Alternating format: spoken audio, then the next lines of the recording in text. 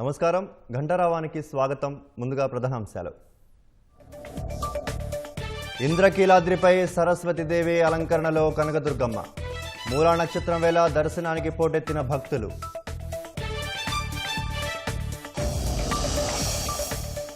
కన్నుల పండువగా తిరుమల బ్రహ్మోత్సవాలు. హనుమంత వాహనంపై విహరిస్తున్న శ్రీవారు.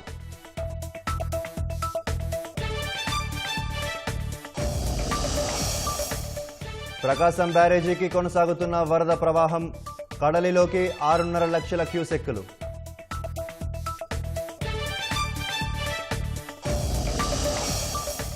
మహిళల ఆర్థిక స్వావలంబనకు కూటమి ప్రభుత్వం మరో అడుగు. డ్వాక్రా సంఘాల కోసం త్వరలో 2 కొత్త పథకాలు.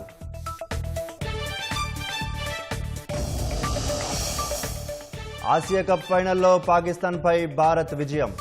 మెరిసిన తిలక్ వర్మ, కుల్దీప్ యాదవ్.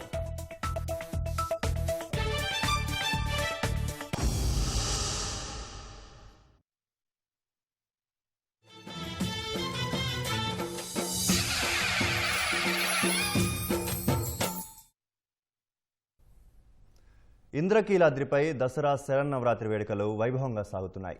సరస్వతీదేవి అలంకరణలో కనకదుర్గమ్మ భక్తులకు అభయ ప్రదానం చేస్తున్నారు. అమ్మవారి జన్మ నక్షత్రమైన మూలా నక్షత్రం కావడంతో సరస్వతీదేవి అలంకరణలో ఉన్న దుర్గమ్మను దర్శించుకోవడానికి భారీ సంఖ్యలో భక్తులు వచ్చారు. దీనికి సంబంధించి మరింత సమాచారం మా ప్రతినిధి వెంకటరమణ ప్రత్యక్ష ప్రసారం ద్వారా అందిస్తారు. విజయవాడ ఇంద్రకీలాద్రిపై భక్తుల రద్దీ కొనసాగుతుంది. ఇవాళ వేకోజామున నుంచి దాదాపు భక్తులందరూ కూడా పెద్ద ఎత్తున అమ్మవారి దర్శనం చేసుకునేందుకు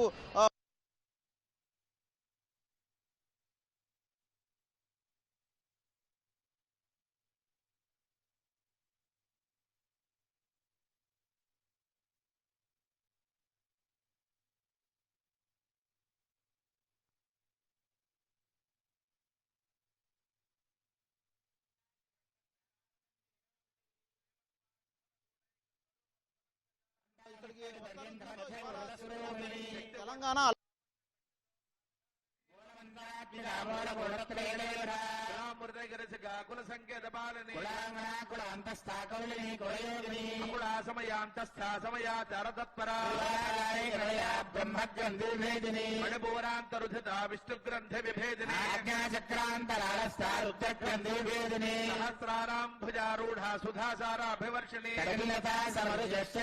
అలాగే ఇతర ప్రాంతాల్లోనూ కూడా ప్రత్యేకించి పోలీస్ సిబ్బందిని అలాగే అధికారులను నియమించి ఏర్పాట్లు చేయడం జరిగింది. ప్రస్తుతం మనం చూస్తున్నాం దుర్గగుడి వద్ద రాత్రి 1:30 నుంచి దర్శనాలు మొత్తం 6 లైన్లలో అనుమతిస్తూ వారిని దర్శనం చేసుకునేటువంటి అవకాశాన్ని కల్పిస్తూ ఉన్నారు. క్యూ లైన్లో చూస్తే కనుక మొత్తంగా 100, 300 అలాగే 500 రూపాయల దర్శనాలు సాధారణంగా జరుగుతూ ఉంటాయి. అయితే ఇవాళ రద్దీ దృష్ట్యా ఈ క్యూ లైన్లో ఈ దర్శనాలంటే కూడా రద్దు చేయడం జరిగింది. మొత్తంగా అన్ని క్యూ లైన్లను కూడా ఉచిత దర్శనాలకే అధికారులు అనుమతిస్తున్నారు. దీనివల్ల ఎక్కువ మంది భక్తులు అమ్మవారిని దర్శించుకునేలా చేయడం, అలాగే విధంగా సంతృప్తికరంగా అలాగే ప్రశాంతంగా అమ్మవారిని దర్శించుకునే విధంగా అధికారులు ఏర్పాటు చేయడం జరిగింది. చూస్తే కనుక దాదాపు 1,00,000 మంది భక్తులు ఇప్పటికే అమ్మవారిని దర్శనం చేసుకున్నట్టుగా అధికారులు చెబుతూ ఉన్నారు. మొత్తంగా 3 లక్షల మంది భక్తులు ఇవాళ ఆ పైననే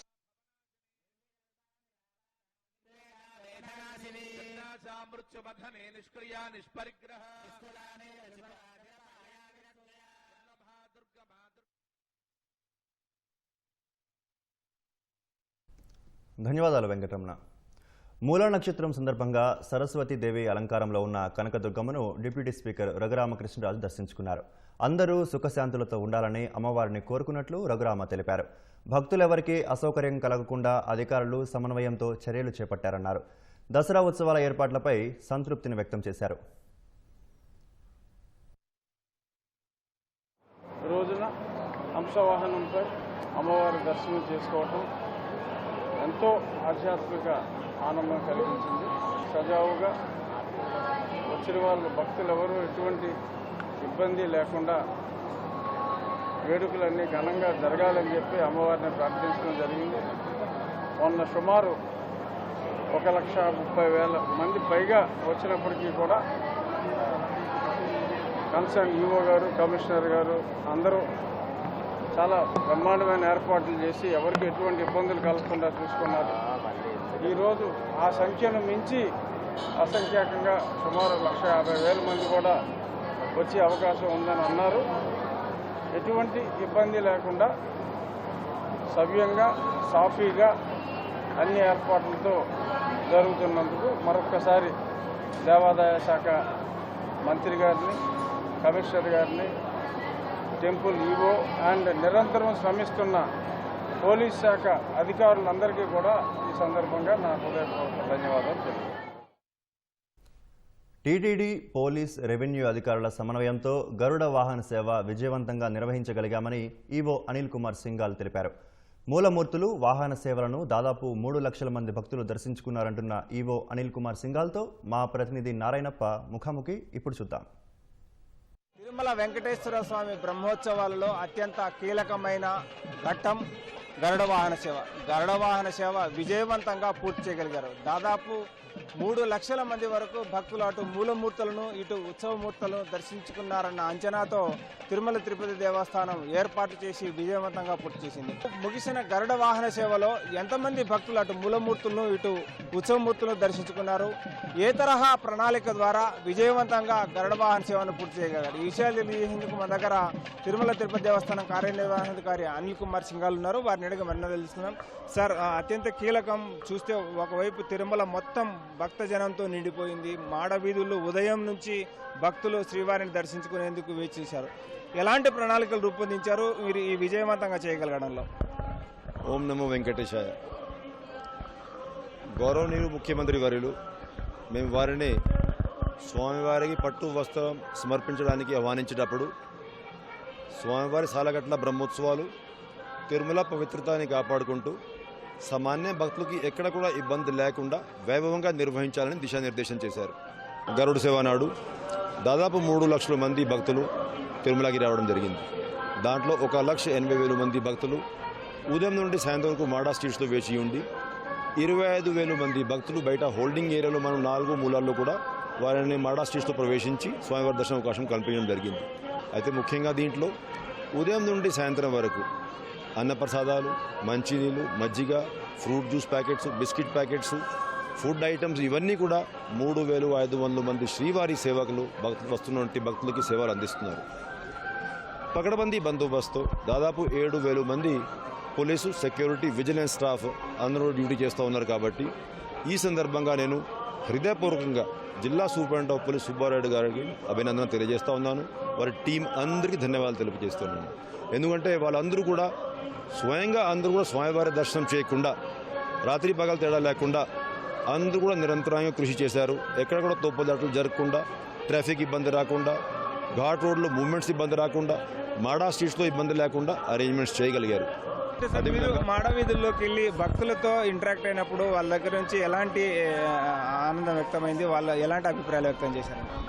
100% భక్తులు. నేను గత 4 రోజుల నుంచి ఇంటరాక్ట్ అవుతున్నా. ఇవాళైతే చాలా మాడా స్ట్రీట్ గ్యాలరీస్కి వెళ్ళి ఇంటరాక్ట్ అయ్యాను.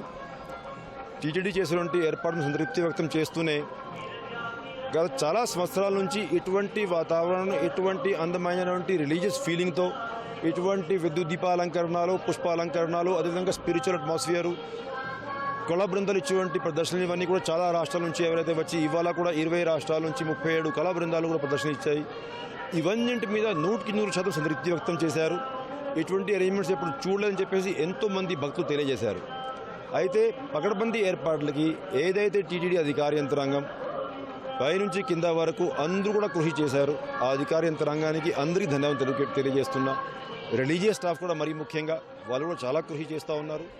అదేవిధంగా medical, paramedical staff, APSRTC staff, జిల్లా అధికార యంత్రాంగం, కలెక్టర్ గారి నుంచి మొదలు పెట్టుకొని మిగతా అధికారుల యంత్రాంగం అందరూ కూడా, అదేవిధంగా మరీ ముఖ్యంగా ఎలక్ట్రానిక్ మీడియా, ప్రింట్ మీడియా ఎప్పటికప్పుడు టీటీడీ ఇచ్చేటువంటి సలహాలు, సూచనలు వాళ్ళందరూ కూడా లక్షలాది మంది భక్తులకి తెలియజేయగలిగారు. కాబట్టి భక్తులు అందరూ కూడా టీటీడీ ఇచ్చేటువంటి సూచనలు పాటించేటువంటి పరిస్థితి ఏర్పడింది. కాబట్టి ఈ కార్యక్రమం అంతా కూడా సక్సెస్ అయింది.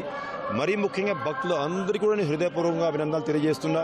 ఎవరు కూడా ఉదయం నుంచి వేచి ఉన్నా కూడా, ఉదయం పగలేమో చాలా తీవ్రంగా ఎండ ఉన్నా మధ్యాహ్నం మధ్య వర్షం పడతా ఉన్నా కూడా వాళ్ళందరూ కూడా ఓపికగా ఎక్కడికెక్కడ ఉండి స్వామివారి దర్శనం చేయగలిగారు. కాబట్టి అందరికీ స్వామివారి కృపా కటాక్షలు కలుగుతుందని ప్రార్థిస్తూ ఓం నమో వెంకటేశ్వర.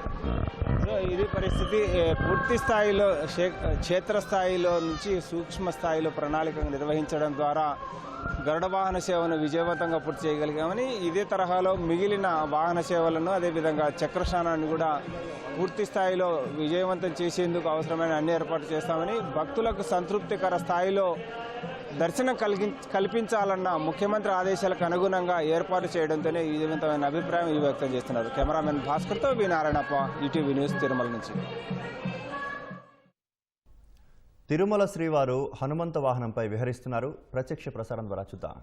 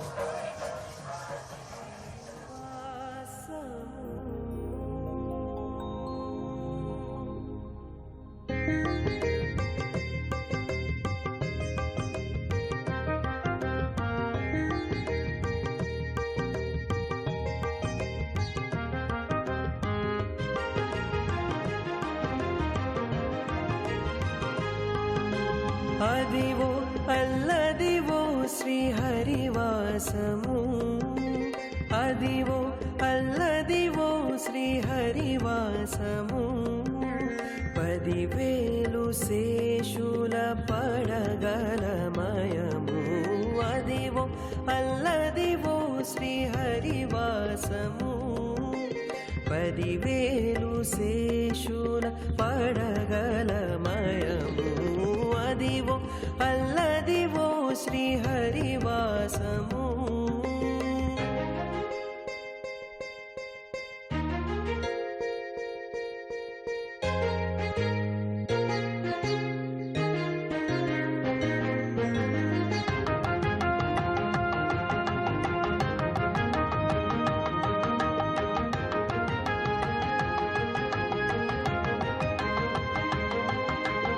అదే వెంకటాచలమఖిల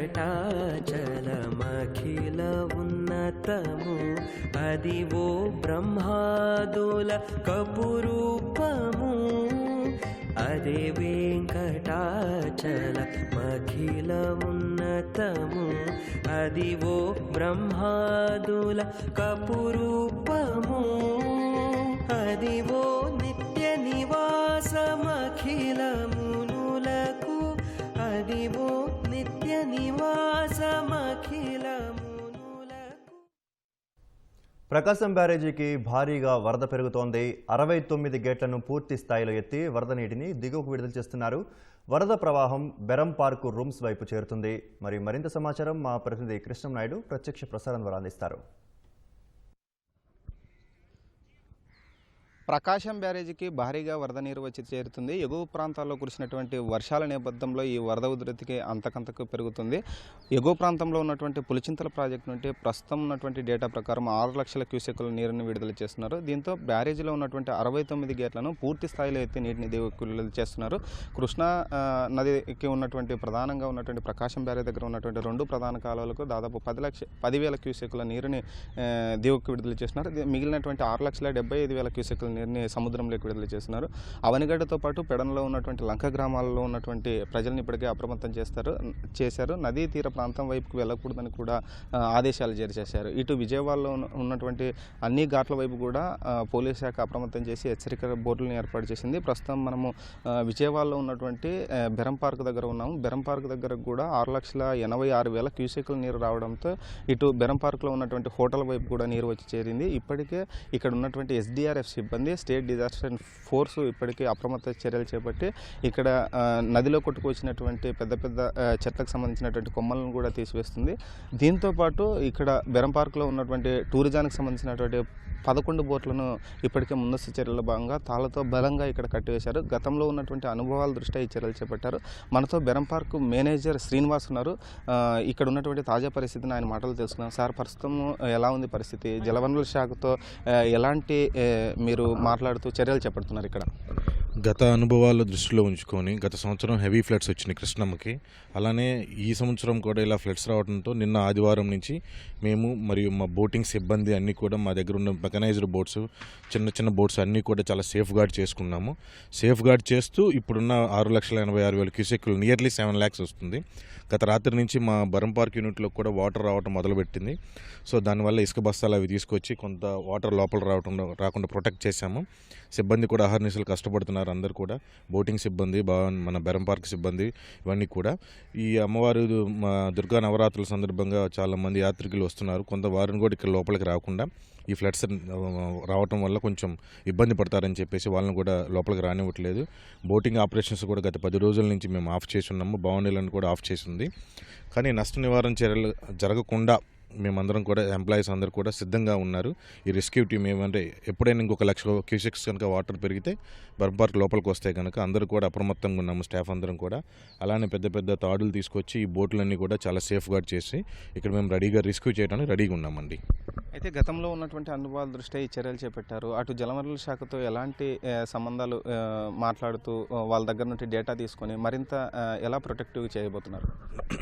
నిన్న ఆదివారం నుంచి జలవనరుల శాఖ వారితో ప్రతి 1 అవర్కి వాటర్ పొజిషన్ ఏంటి, ఎంతంత వస్తుందని చెప్పేసి మేము మాట్లాడుకుంటూ మా స్టాఫ్ని అప్రమత్తం చేసుకుంటూ మా బోట్స్ ఇవన్నీ కూడా సేఫ్ గార్డ్ చేసుకుంటూ జలవనరుల శాఖతో మాత్రం బాగా కోఆర్డినేషన్ చేసుకుంటున్నాం. ఎందుకంటే ఈ వాటర్ అనేది పైనుంచి ఎంత వస్తుంది, సైడ్ చిన్న చిన్న కాలువలు ఇవన్నీ ఉన్నాయి, వీటి ద్వారా కూడా ఏమైనా వస్తుందేమో చూసుకుంటూ మేమందరం అప్రమత్తంగా ఉన్నామండి.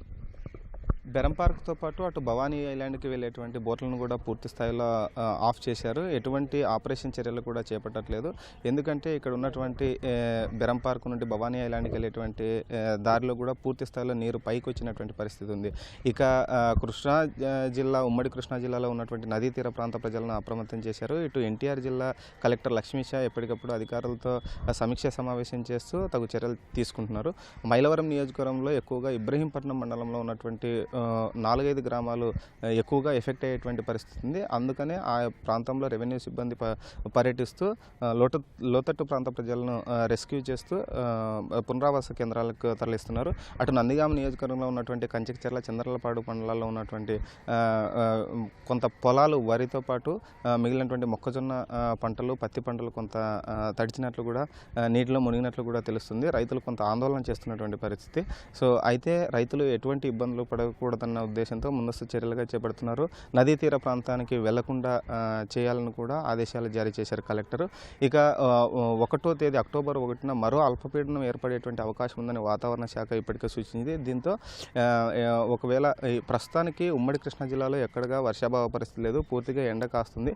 కాబట్టి ఇక్కడ వర్షాలు లేనందుగా మిగిలినటువంటి ప్రాంతాల్లో ఎక్కడి నుంచి కూడా వరద వచ్చేటువంటి పరిస్థితి లేదు.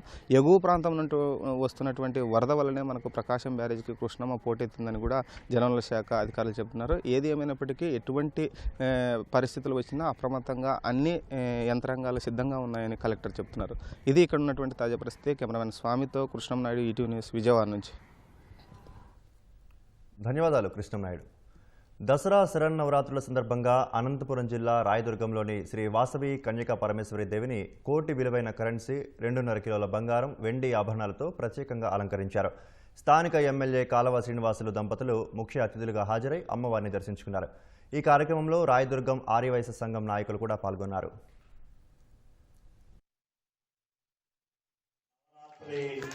ఉత్సవాల సందర్భంగా ధనలక్ష్మి అలంకారం రోజు మీ అందరినీ కలుసుకునే అవకాశం నాకు కల్పించిన అధ్యక్షులకు, అట్లాగే మిగతా పెద్దలందరికీ పేరు పేరున నమస్కారాలు తెలియజేసుకుంటా ఉన్నా.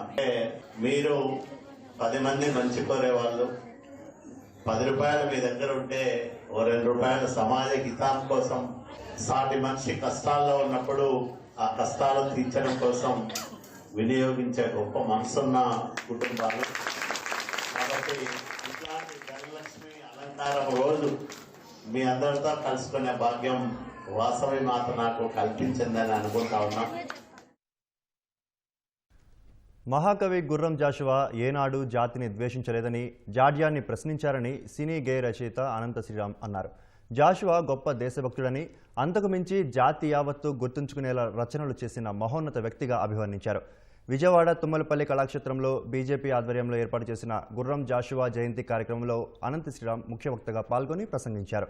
అణగారిన వర్గాల బాధను జాషువా దగ్గరగా చూశారన్నారు. మంచిని స్వీకరించి చెడును వదిలేసిన వ్యక్తిత్వం ఆయనదని కొనియాడారు. సమాజంపై లోతైన విశ్లేషణను జాషువా చేశారని బీజేపీ రాష్ట్ర అధ్యక్షుడు పివిఎన్ మాధవ్ అన్నారు. తెలుగు భాషను రక్షించిన మహోన్నత వ్యక్తుల్లో ఒకరైన జాషువా ఆలోచనలను జాతీయ స్థాయిలోకి బీజేపీ తీసుకువెళ్తుందన్నారు.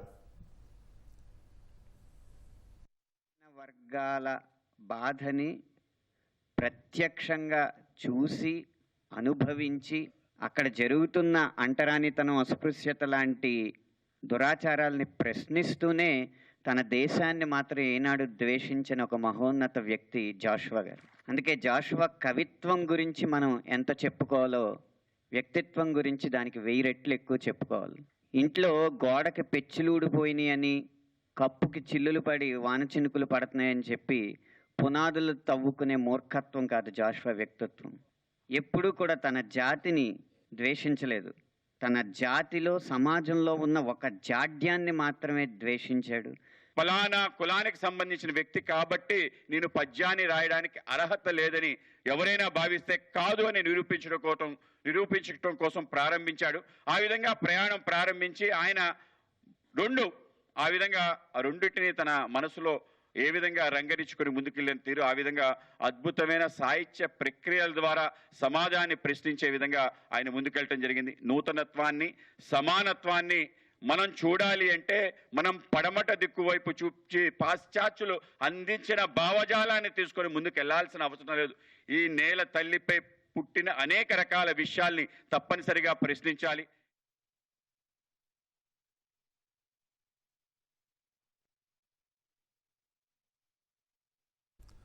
ఆసియా కప్ టోర్నీలో ఓటమన్నదే లేకుండా జైత్రయాత్రను కొనసాగించిన భారత్ పాకిస్తాన్తో జరిగిన ఫైనల్ మ్యాచ్లోనూ అదే జోరును కొనసాగించింది. చిరకాల ప్రత్యర్థి అయిన దాయాదిపై 5 వికెట్ల తేడాతో విజయకేతనం ఎగురవేసింది. 20 పరుగులకే 3 కీలక వికెట్లు కోల్పోయిన దశలో తీవ్రమైన ఒత్తిడిని తట్టుకొని భారత బ్యాటర్లు విజృంభించారు. జీవితకాల అద్భుత ఇన్నింగ్స్తో తెలుగు కుర్రాడు తిలక్ వర్మ టీమిండియాను విజయ తీరాలకు చేర్చాడు. చిరకాల ప్రత్యర్థి పాకిస్తాన్పై అద్భుత విజయం సాధించిన భారత్ 9వ ఆసియా కప్ విజేతగా నిలిచింది. ఉత్కంఠభరితంగా సాగిన ఫైనల్ మ్యాచ్లో దాయాది జట్టుపై టీమిండియా 5 వికెట్ల తేడాతో జయభేరి మోగించింది.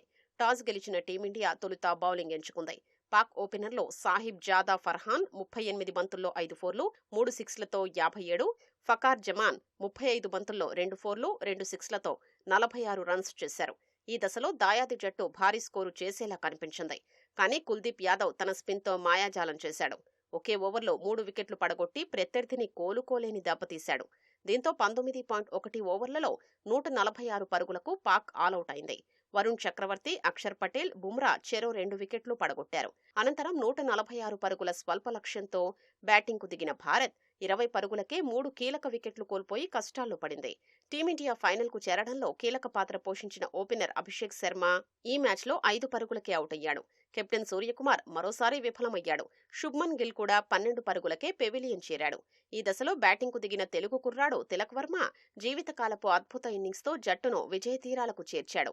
ఫిరంగుల్లాంటి షాట్లతో దాయాది బౌలర్లను బెంబేలెత్తించిన తిలక్ వర్మ 53 బంతుల్లో 3 ఫోర్లు, 4 సిక్స్లతో 69 పరుగులు చేశాడు. శివం దూబే 22 బంతుల్లో 2 ఫోర్లు, 2 సిక్స్లతో 33 రన్స్ చేశాడు. సంజు శాంసన్ 24, శుభ్మన్ గిల్ 12 పరుగులు చేశారు. పాకిస్తాన్ బౌలర్లలో ఫహీం అష్రఫ్ 3 వికెట్లు, షాహీన్ అఫ్రీది, అబ్రార్ చెరో వికెట్ తీశారు.